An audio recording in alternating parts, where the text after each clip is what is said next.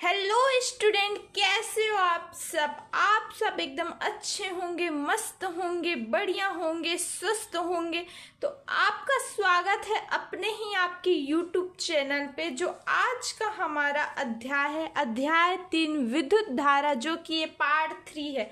हमने part 1 part 2 बना रखा है, आप जाकर हमारे चैनल पे देख लीजिए। ठीक, तो इसी के साथ इस पार्ट को स्टार्ट करते हैं और आपको बता देते हैं कि हम पार्ट 3 क्यों बना। क्योंकि वीडियो बहुत लंबा हो चुका था पिछली बार, और ज़्यादा वीडियो लंबा होता है तो बच्चे उसमें इंटरेस्ट के साथ पढ़ाई नहीं करते हैं। इसी कारण से हमने पार्ट 3 बनाया है, ताकि आप एक एक करके एक एक दिन वीडियो को देखें, ताकि आपके माइंड में भी ज़्यादा असर ना पड़े और आप एकदम स्वस्थ और फ्रेश माइंड से पढ़ सको। ठीक, तो आज का हमारा टॉपिक है किरचॉफ के नियम। ठीक है ना? तो किरचॉफ के नियम देखते हैं आज के टॉपिक में। तो हम देखते हैं किरचॉफ के 2 नियम होते हैं। कौन सा? एक तो पहला नियम होता है और दूसरा नियम। पहला नियम को संधि का नियम भी कहते हैं, और जो दूसरा नियम होता है उसे पास का नियम भी कहते हैं। फिलहाल हम पहले नियम को पढ़ लेते हैं। ठीक, तो पहला नियम क्या कहता है, तो इस डायग्राम से समझते हैं। हम क्या बोलते हैं, एक वैद्युत परिपथ बिंदु O है। ठीक, एक वैद्युत परिपथ बिंदु O है, जिसमें क्या है, धारा बह रही है। देखो, धारा बह रही है। ठीक है, इन्हीं समस्त, एक तो धारा क्या है, एक तो I 5 धाराएं हैं, समझ लो। ठीक है, I1 I2 I3 I4 and I5। ठीक, क्लियर? तो देखते हैं हम, 2 धारा तो इधर आ रही है, O बिंदु की ओर 2 धारा आ रही है ना, संधि O की ओर धारा आ रही है, ये संधि O है। ठीक है ना? इस पे देखिए ऐसे आ रही है, और जो 3 धारा है I3 I4 I5, ये तो इससे दूर जा रही है, दिख रहा है ना, ये तो दूर जा रही है। तो क्या बोलते हैं हम, किसी वैद्युत परिपथ में, ठीक है ना, किसी वैद्युत परिपथ में, किसी संधि में, देखो संधि O पर मिलने वाली समस्त धाराओं की बीजीय योग को, ये देखो यहीं पर समस्त धाराएं मिल रही है, ऐसे ऐसे ऐसे ऐसे समस्त धारा मिल रही, इन्हीं को क्या बोलते हैं, संधि का नियम। ठीक, ये संधि O पर है ना, किसी परिपथ में संधि O पर मिलने वाली समस्त धाराओं का योग बीजीय योग है ना, योग मतलब जोड़ना। ठीक, अर्थात कि यहाँ पर देखो, क्या देखो, तो देखो किसी वैद्युत परिपथ में संधि पर मिलने वाली, ये देखो समस्त धारा सिग्मा है ना, बहुत सी धाराएं हैं, कि बीजीय योग के बराबर होता है। क्लियर? ठीक, तो हम यहाँ पास देखते हैं कि यहाँ पे I1 है ना, I2 संधि O में आ रही है धारा। भैया देखो, I1 व I2 है ना, जो यदि संधि O की ओर I1 व I2 आती है तो संधि O से दूर कौन जाती है, I3 I4 I5, वही बताया गया है। ठीक है, तथा संधि O से दूर जाने वाली धाराएं I3 I4 I5 है। क्लियर? तो अब जोड़ देते हैं, अर्थात कि है ना, ये जा रही है मतलब ये प्लस होगी, I1 व I2 है ना, I3 I4 I5 ये माइनस होगी। क्यों? क्योंकि ये संधि O से दूर जा रही है ना, तो हम I1 प्लस I2 इसको प्लस लेते हैं ना, तो ये देखते हैं minus I3 minus I4 minus I5 equal to 0। Clear हुआ? इतना हुआ होगा, है ना, हुआ होगा। तो प्लस प्लस को एक साइड ले लेते हैं और माइनस माइनस को उधर ले लेंगे, तो ये पक्षांतर करेंगे इस माइनस वाले का, तो इधर ये प्लस में आ जाएगा। वही दिख रहे हैं ना, I1 plus I2 equal to I3 है ना, प्लस I4 प्लस I5। ठीक, यही अपन के क्या हो गया, पहला नियम है ना, यह संधि का नियम भी कहते हैं, इसी को याद रखना है। ठीक, तो नोट में क्या देखते हैं, ये आता है पेपर में, है ना, देखते हैं, वही बताया गया है। संधि की ओर आने वाली धाराएं धनात्मक, हमने बताया है ना, ये जो धाराएं आ रही है क्या है, ये धनात्मक है, लेकिन संधि से दूर जाने वाली धाराएं क्या है, ऋणात्मक है ना। यह नियम को आवेश संरक्षण के नियम से भी व्यक्त करते हैं, याद रखना। आवेश संरक्षण का नियम किसे कहते हैं कहेगा, तो आपको याद रखना, इसी को बोलते हैं। क्लियर? ठीक है। इस नियम को किरचॉफ का धारा का नियम भी कहा जाता है, आवेश संरक्षण का नियम एवं धारा का नियम भी कहते हैं। ठीक, अब देखते हैं दूसरा नियम अर्थात कि पास का नियम भी कहते हैं इसको। तो क्या होता है इसमें देखिए जरा। तो हम जानते हैं एक परिपथ दिख रहा है आपको, ये डिब्बा वाला है, एक परिपथ है जिसमें क्या कितने खंड है, 1 2 3, 3 खंड दिख रहे हैं आपको, है ना। इस तीनों खंड में क्या बह रही है, धारा बह रही, ऐसे ऐसे, है ना, फिर यहाँ से ऐसे, फिर यहाँ आई, फिर ऐसे बही, फिर ऐसे बही, ये धारा जो है बह रही है सब में। ठीक, धारा तो है, समांतर रूप से सभी खंडों में क्या कह रही है, बह रही है। तो यहाँ पे देखो, यहाँ पे ऐसे बह रही है धारा। ठीक, जो इसका प्रतिरोध क्या है, R1 R2 व R3 तीनों खंडों का। ठीक, और विद्युत वाहक बल क्या है, E1 व E2। ठीक, तो उसी को बताया गया, यहाँ पे देखना, ध्यान से देखना, ध्यान से ध्यान से देखोगे तो ध्यान से समझ में भी आएगा। किसी परिपथ में बिंदु पाश, किसी परिपथ में बिंदु पास के विभिन्न, बोल रहा है किसी परिपथ में, यहीं पर कोई बिंदु होगा ना, बिंदु पास के विभिन्न खंडों में, देखो एक खंड, 2 खंड, 3 खंड, है ना, विभिन्न खंडों में बहने वाली धारा देखो बह रही है, I1 I2 व I3, है ना, तीनों खंडे में बहने वाली धारा संगत प्रतिरोध का, ये देखो ये प्रतिरोध है R1 R2 R3, है ना, संगत प्रतिरोध का गुणनफल बोल रहा है विद्युत वाहक बल, देखो विद्युत वाहक बल, है ना, योग के बराबर होता है।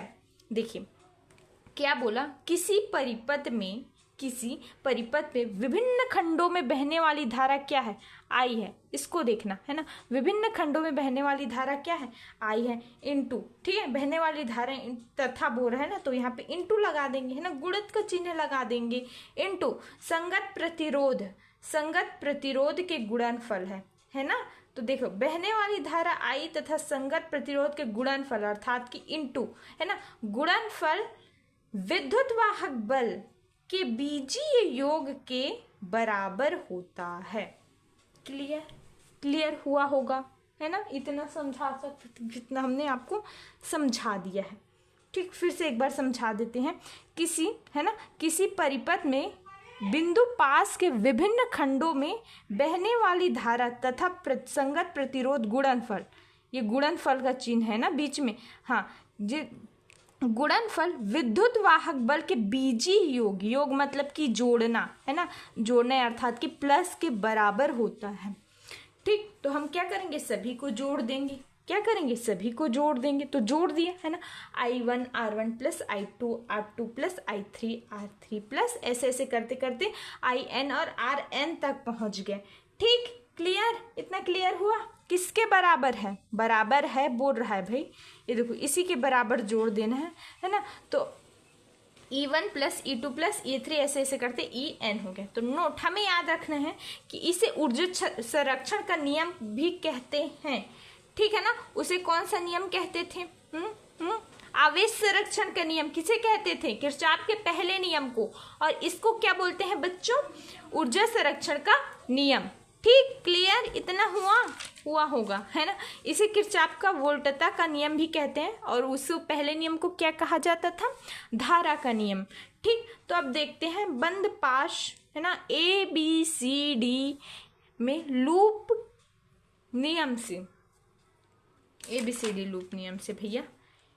अब देखते हैं, अब हम लेंगे ABCD, अब इतने को लेंगे, है ना, इसको नहीं लेंगे, इतने को लेंगे, ABCD, इसको लिया, हाँ वही लिया, देखा चल क्या, बंद पास ABCD में लूप के नियम से, वही बोल रहा है। तो हम क्या करेंगे, I1 R1 minus I2 R2 is equal to E1 into E2। देखा, अब R3 थोड़ी ना लिखेंगे, क्योंकि ये क्या है, ये तो दूसरा वाला बंद पास आ गया ना, तो हम तो ABCD वाला बंद पास की बात कर रहे हैं, है ना। तो हम क्या करेंगे, I1 R1 माइनस I2, है ना, minus I2 R2 equal to E1 E2। ठीक, क्लियर, वही हमने लिख दिया है। ठीक, अब देखते हैं बंद पास AEFBA में लूप के नियम से, वही बोल रहा है। है ना, ABEF ऐसे करके अब इसको देखते हैं। तो इसमें क्या होगा, इसमें तो धारा क्या है, इसमें धारा R3 लिखेंगे, हैं। R3 के बाद क्या लिखेंगे, I1 प्लस I2 लिखेंगे, बिल्कुल लिखेंगे। G इक्वल टू वही बोला है ना, हाँ तो वही बोला है। ठीक है ना, तो क्या लिखेंगे, इधर देखना जरा, I2 R2 है ना, ये कोष्टक में I1 प्लस I2 और पूरे का R लिख देंगे। क्लियर, हाँ क्लियर, हाँ। उसके बाद यहाँ पे तो E2 है ना, E3 कहीं आपको नजर आ रहा है, नहीं, यहीं पे दिख रहा है E2, तो इसी का परिपथ है ना, A B C E और F फिर भी ऐसा करके हमने इस वाले परिपथ को लिया, तो E2 आएगा ना, बिल्कुल आएगा मैम, बिल्कुल। ये देखो ये निकल गया, फिर उसका मान वही लिखा है, I2 R2 plus I1 plus I2 है ना, पूरे का कोष्टक में R equal to E2। Clear, अब देखते हैं अपन, है ना, व्हीटस्टोन का सेतु, ठीक, व्हीटस्टोन सेतु, ठीक है ना, इसको देखते हैं व्हीटस्टोन सेतु को। तो ये बहुत इम्पोर्टेंट है, छप चुका है पेपर में, आ गया है, व्हीटस्टोन सेतु, ठीक।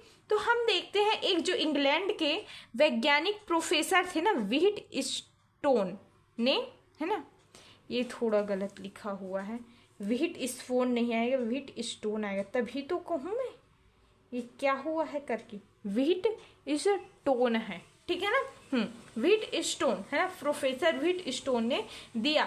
इसके द्वारा किसी चालक का प्रतिरोध ज्ञात किया जा सकता है, ठीक है ना, एक चालक है जिसमें कितना प्रतिरोध है उसे ज्ञात किया जा सकता है। तो देखते हैं इस डायग्राम की सहायता से, क्या देखेंगे, बिल्कुल सब कुछ देख लेंगे इस डायग्राम की सहायता से। तो जो व्हीटस्टोन जो सेतु जी थी, है ना, व्हीटस्टोन थे, उन्होंने क्या कहा, व्हीटस्टोन 4 प्रतिरोध तार, है ना, 4 प्रतिरोध तार बना दिया, है ना, ये दिख रहा है, ये एक प्रतिरोध तार है, ये जो दिख रहा है ना, ये प्रतिरोध तार है। कैसे, A B एक प्रतिरोध तार है ना, B C 2 प्रतिरोध तार, C D 3 प्रतिरोध तार और D A 4 प्रतिरोध तार, है ना। A B हो गया, है ना, पहला, B C हो गया दूसरा, C D हो गया तीसरा और D A हो गया चौथा। को क्या किया, समांतर चतुर्भुज की भुजा के रूप में क्या किया, व्यवस्थित कर दिया, एक दूसरे के एकदम समांतर है, ये देखो समांतर है। समांतर किसे बोलते हैं, ये देखो इस प्रकार से जो समांतर रहते हैं ना, जैसे A B किसके समांतर है, किसके समांतर है, C D के, भाई ऐसे करके ये समांतर ऐसे जोड़ दिया गया है, ठीक है ना, ये सभी एक दूसरे की समांतर है, ठीक, क्लियर, हाँ। तो क्या किया उन्होंने, इस जो भुजाओं को, है ना, इस समांतर चतुर्भुज की भुजाओं के रूप में क्या कर दिया, व्यवस्थित कर दिया, है ना, जिसमें क्रमशः कौन से प्रतिरोध लगे हैं, देखो यहाँ पे AB में P प्रतिरोध रखा है ना, BC में Q प्रतिरोध है ना, और CD में S प्रतिरोध है, ठीक है, और DA में R प्रतिरोध है। क्लियर है ना, क्लियर हुआ। जो हमें क्या पता है, P है ना, QR, PQR, इसका तो मान हमें पता है भैया, बट इसका मान हमें क्या पता नहीं है, मान लेते हैं, है ना, PQR का मान तो हमें पता है, पर इस S वाले का मान तो हमें पता ही नहीं है। तो इसका मान हमें क्या करना है, S का मान हमें क्या करना है, ज्ञात करना है भाई, ज्ञात करेंगे।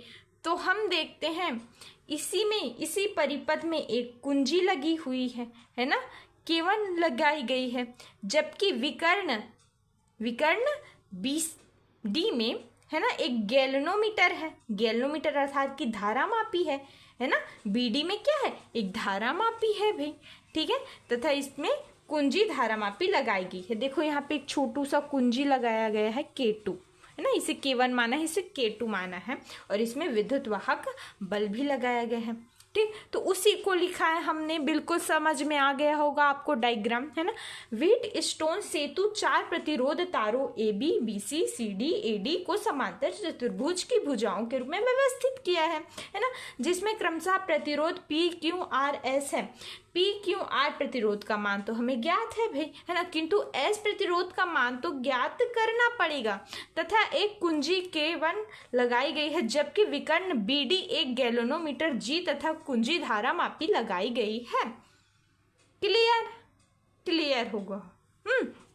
तो अब देखते हैं प्रयोग विधि में क्या होता है ना।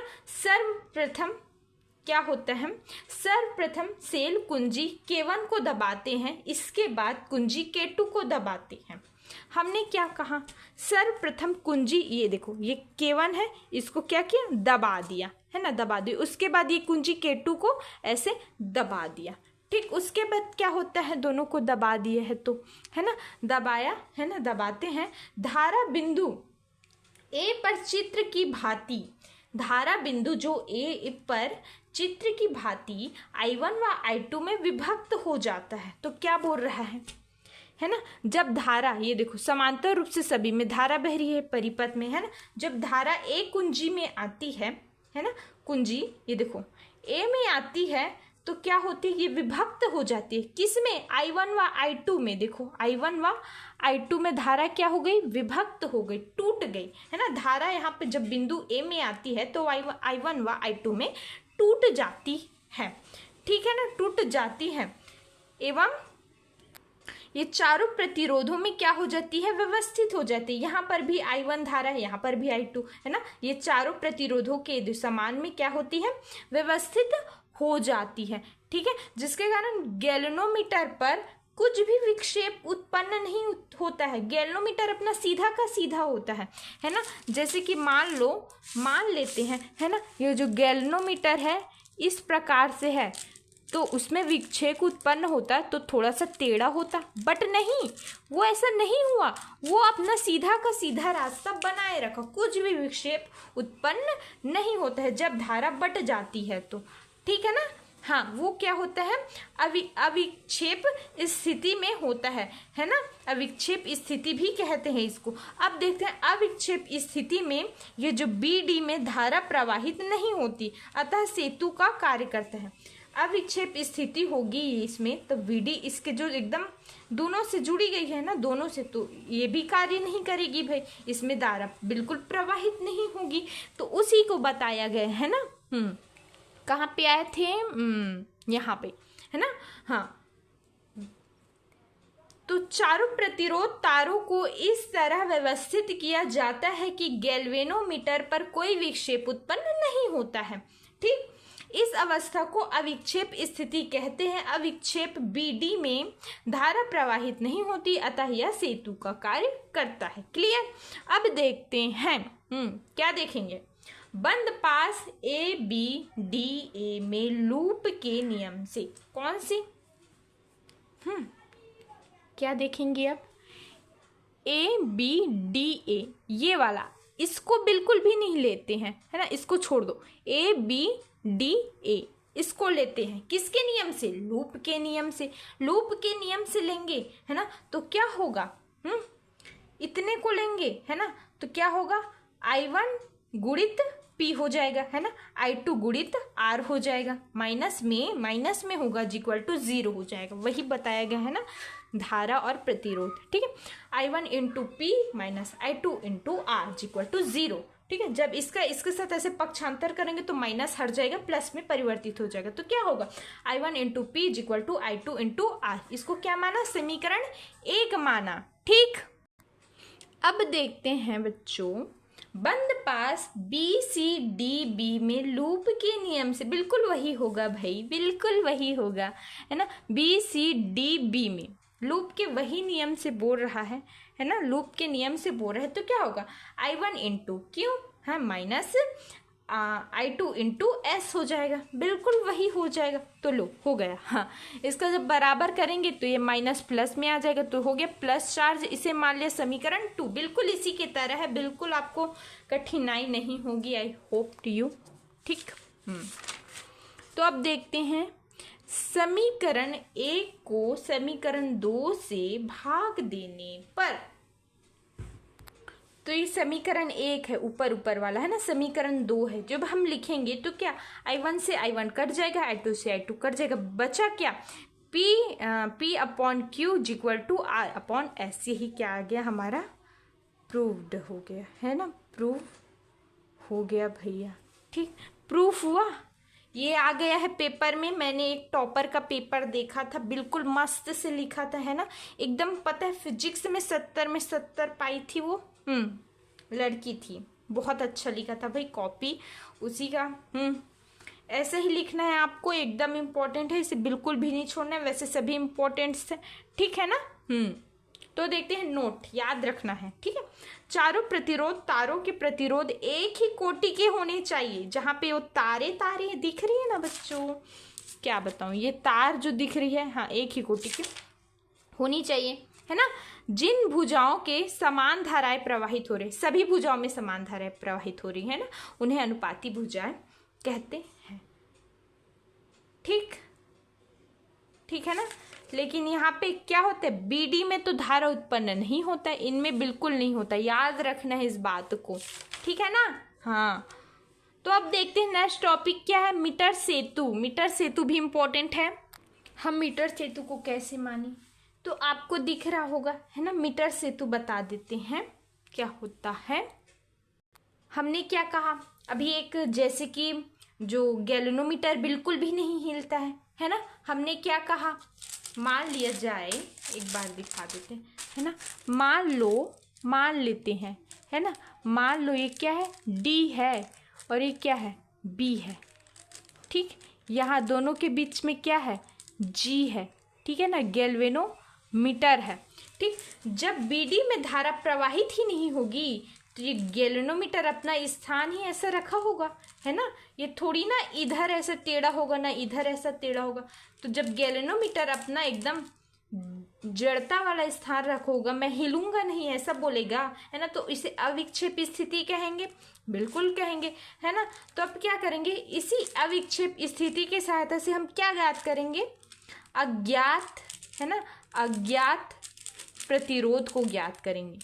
प्रतिरोध को इसकी सहायता से, मीटर सेतु की सहायता से हम क्या करेंगे, ज्ञात करेंगे। तो यही है मीटर सेतु। तो हम क्या कहते हैं, इसमें लकड़ी की समतल बेंच होती है।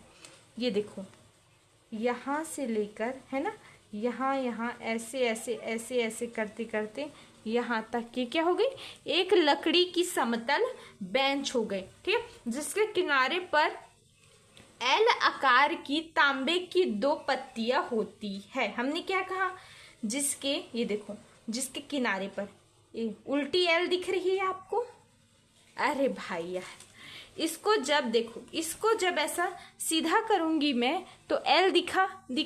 अब इसको जब उल्टा करूंगी मैं तो उल्टी दिख रही है ना, दिखी, हाँ। तो इसके किनारे पर उल्टी एल आकार की तांबे की 2 पत्ती लगी हुई है। कौन सी है, तांबे की है, ठीक है, जिसके मध्य में एक रेखीय तांबे की पत्ती लगी हुई है। ये क्या है, रेखीय तांबे की पत्ती लगी है ना। तीनों पत्तियां पर 3-3 पेंच लगे हुए हैं। देखिए, यहाँ पर एक पेंच, 1 2 3, इसमें भी 3, 1 2 3, इसमें भी 3, 1 2 3, है ना। इसी तांबे की पत्ती पर 3-3 पेंच लगे हुए हैं, ठीक है। तो चित्र के अनुसार हम देखते हैं AC, ठीक, AC में एक, है ना, 1 मीटर लंबा तार लगा हुआ है। AC में कितना, 1 मीटर ऐसे लंबा तार लगा हुआ है। दोनों जो देखते हैं ना, दोनों को जोड़ के जो मिश्र धातु का बना है, ये जो 1 मीटर लंबा तार है वो कौन सी धातुओं का बना है बच्चों, मिश्र धातुओं का बना है, ठीक है, जिसका विशिष्ट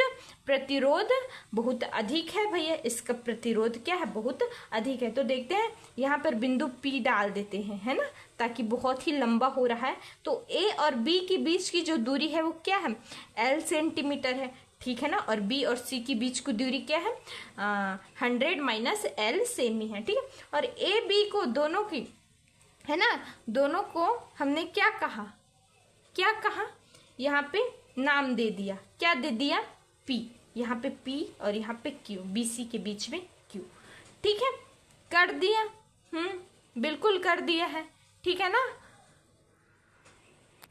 अब इसमें देखो कुंजी क्यों लगा K1 लगा देते हैं, यहाँ पे कुंजी है ना, हाँ K1 लगा देते हैं, ठीक है। यहाँ पे प्रतिरोध है और यहाँ पे सेल है ना, पॉजिटिव और निगेटिव वाला सेल। ठीक, इतना क्लियर हुआ। अब देखते हैं यहाँ पे इन दोनों के बीच है ना, BD बोला था, BD के बीच एक क्या लगा लेते, गैल्वेनोमीटर, ठीक है ना। BD के बीच क्या है, एक गैल्वेनोमीटर G जोड़ देते हैं, है ना, जिसमें एक सर्पी कुंजी, ये देखो K2 है, इसे K1 माना तो इसे K2 मानेंगे भैया, है ना। एक सर्पी कुंजी क्या है, K2 है ना, K2 से इसको जोड़ देते हैं भैया, ठीक है। देखो इन पत्तियों के बीच जो रिक्त स्थान है, यहाँ पे तो रिक्त स्थान है, ठीक है ना, रिक्त स्थान में है जिसमें एक प्रतिरोध बॉक्स, इसमें एक प्रतिरोध बॉक्स है ना, तथा इस दूसरे में क्या कर देते हैं, दूसरे में अज्ञात प्रतिरोध, हमने S को अज्ञात माना है, ठीक है। तो इन दोनों के बीच को जो एक प्रतिरोध बॉक्स रखा पहले, है ना, पहले जो पत्तियों के बीच में जो गैप था, इसमें तो क्या रखा, एक प्रतिरोध बॉक्स रखा, है ना, जिसे R बोला। और जब पत्तियों के बीच में जो गैप था, है ना, उसमें भी हमने क्या रखा, एक प्रतिरोध रखा, अज्ञात प्रतिरोध। S का हमें मान ज्ञात नहीं है, उसको क्या करने पड़ेगा, ज्ञात करना पड़ेगा, ठीक। तो उसी को लिखा है, आपको बहुत अच्छे से समझ आ जाएगा, आई होप, ठीक है ना।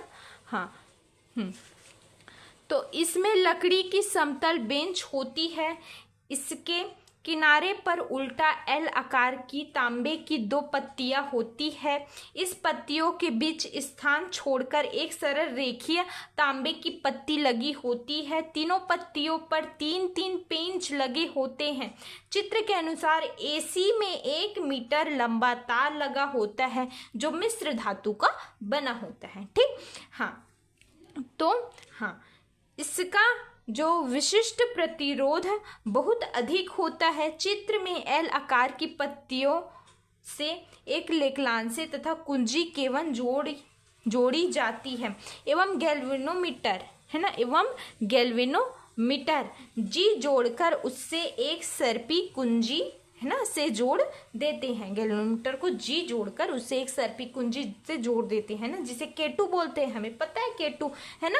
हाँ, पत्तियों के बीच रिक्त स्थान छोड़ देते हैं, है ना, जिसमें से एक में प्रतिरोध बॉक्स तथा दूसरे स्थान में क्या, अज्ञात प्रतिरोध S होता है, जिसका इसी का मान हमें क्या करना है, निकालना है। तो प्रयोग विधि में देखते हैं, हमने क्या कहा, सर्वप्रथम से कुंजी K1 को दबाते हैं ना, उसके पश्चात कुंजी K2 को दबाते हैं, ठीक। K2 को दबाएंगे, तो जब क्या होगा, जब प्रतिरोध बॉक्स में उचित प्रतिरोध R निकाल कर जॉकी को तार AC से स्पर्श के साथ चलाकर अविक्षेप स्थिति D प्राप्त करते हैं। क्या कहा है, देखना जरा, इधर देखना। सबसे पहले हम कुंजी K1 को दबाएंगे, K1 कुंजी, है ना, उसके बाद ये कुंजी, ये देखो ऐसे K2 को दबा दिए। तब देखते हैं ये जो यहाँ पे 2 दिख रहे हैं ना प्रतिरोध, है ना, प्रतिरोध बॉक्स, इनमें से हम क्या निकालते हैं, R प्रतिरोध निकालते हैं। R प्रतिरोध को निकाला। अब AC जो दिख रहा है ना, ये AC दिखा, AC पर इस गैल्वेनोमीटर को, है ना, जॉकी को गैल्वेनोमीटर या ठीक है ना, गैल्वेनोमीटर, है ना, ये गैल्वेनोमीटर AC से स्पर्श करा दिए। ये देखो AC से स्पर्श कराने के बाद क्या किया, हाँ, अविक्षेप स्थिति D से जोड़ दिया, यहाँ पे हमें D बिंदु प्राप्त हो गया, ठीक।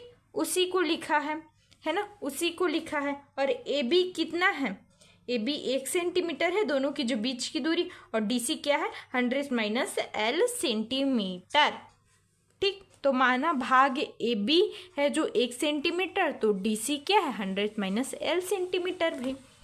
क्लियर हुआ, इतना हुआ होगा, है ना, हुआ होगा। हाँ, तो अब देखते हैं, यदि AB तथा DC भाग के प्रतिरोध क्रमशः P तथा Q हो तो क्या होगा, हमें क्या मानना है, AB को क्या मानना है, P माने, ठीक है, और DC को क्या माना, Q माना। तो AB का हमें पता है ना, दोनों के बीच की जो L है, L सेंटीमीटर है दोनों के बीच की दूरी, और DC की क्या है, DC को Q माना है ना, हाँ, तो 100 - L हुआ, इसको क्या मान लिया, समीकरण 1 मान लिया, ठीक, अब देखते हैं अविक्षेप स्थिति में व्हीटस्टोन सेतु के सिद्धांत से। व्हीटस्टोन सेतु का सिद्धांत यही है, हमने अभी अभी पिछले वीडियो में क्या किया, प्रूफ किया है ना, पिछले में। हाँ, तो अब देखते हैं इसी समीकरण 1 और समीकरण 2 से। ठीक, तो हमें लगता है कि पी क्यू और पी क्यू तो एकदम सेम है, तो इसको क्यों लिखे भाई, इसको लिख देते हैं, है ना। तो हमने क्या किया, आर अपॉन एस को इसको लिखा, है ना, फिर समीकरण 1 से इसको लिया भैया, एल अपॉन 100 माइनस एल लिखा। ठीक, लिख दिया। हाँ, तो एस का तो एस यहीं पे रहेगा, इक्वल टू ये आर जो है वो इधर आ जाएगा। तो क्या होगा कोष्टक में, हाँ, 100 माइनस एल अपॉन एल, ठीक, इंटू यहाँ पे कुछ नहीं है, मतलब गुणा है ना, हाँ, आर। ठीक, यही हमारा क्या हो गया, प्रूव्ड हो गया। क्या प्रूफ हुआ, मीटर सेतु प्रूफ हुआ। ठीक, इतना क्लियर हुआ। तो बच्चों वीडियो बहुत लंबा हो चुका है, हमने पहले भी बताया है ना, वीडियो लंबा होता है तो बच्चे इंटरेस्ट के साथ पढ़ते नहीं हैं, तो इसका हम पार्ट 4 लाएंगे, है ना। तब तक से आप इस वीडियो का अच्छे से क्लियर करके रखो, अच्छे से समझ लो एंड माइंड में बिठा लो। यदि वीडियो पसंद आया होगा तो वीडियो को लाइक करना, है ना। हम नहीं कह रहे हैं यदि आपको वीडियो पसंद नहीं आया होगा तो बिल्कुल मत लाइक करना, यदि आया होगा तो लाइक कर देना, है ना। एंड कमेंट में ज़रूर बताना कि कैसा लगा है, और चैनल को सब्सक्राइब करना है ना, और बेल आइकन को ज़रूर प्रेस करना है ताकि आपको पार्ट 4 मिल सके भाई। हाँ, धन्यवाद।